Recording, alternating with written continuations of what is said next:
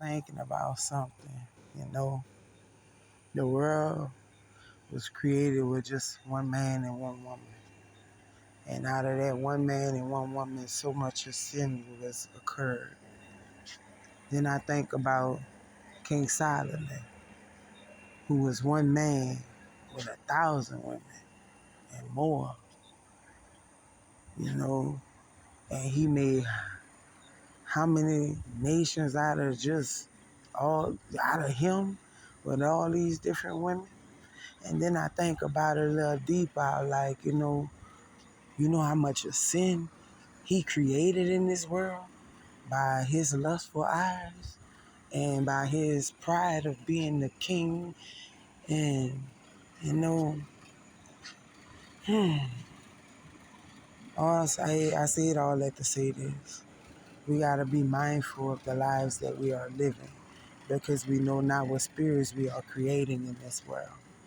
God already knew. I feel like God allowed Solomon to have them women because in that sense that all the evil that will be created out of those children that he gave life to,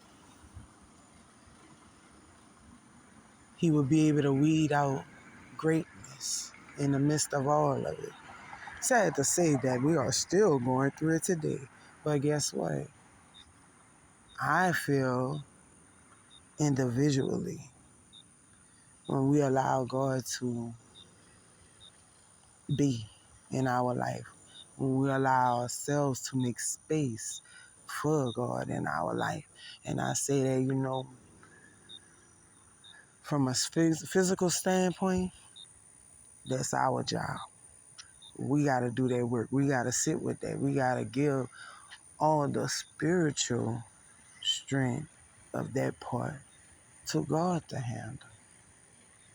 That's us picking up our cross, carrying our burdens, carrying our choices, all the choices that did not align with what God created us to make, or, the choices that the world created us to make, those things that we hear. We was created off of sound as well. Even the first language was a hum.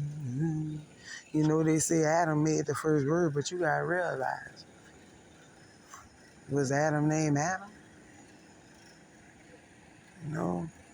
Where's the origin of that name, Adam?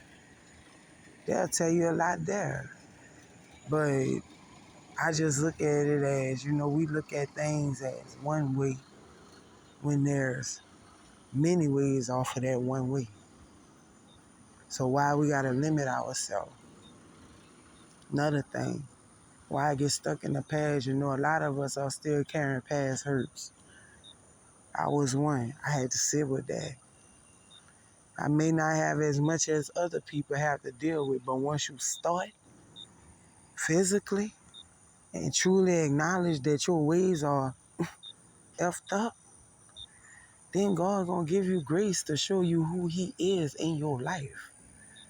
You see, we like to sit up there and say, oh, you go to church, you think you holding it down, you judgmental.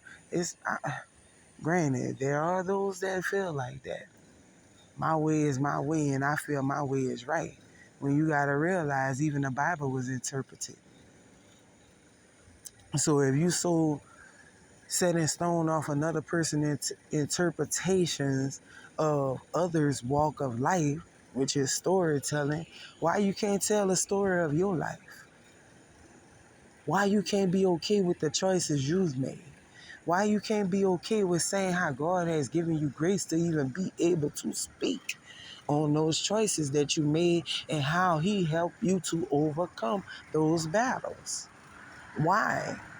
Why is it so hard to recognize that God is truly in our lives? Because you know why? That even is a pain. That even came with hurt. That's the PTSD of this world.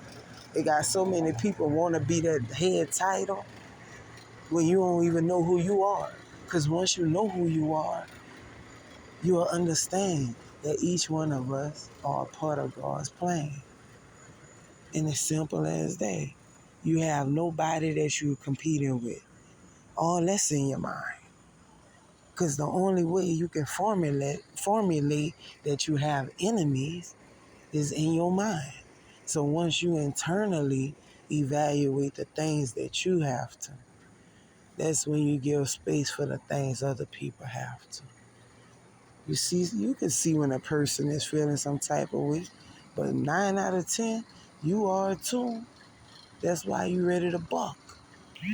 But see, that external battle is only that overload and overflow of that internal.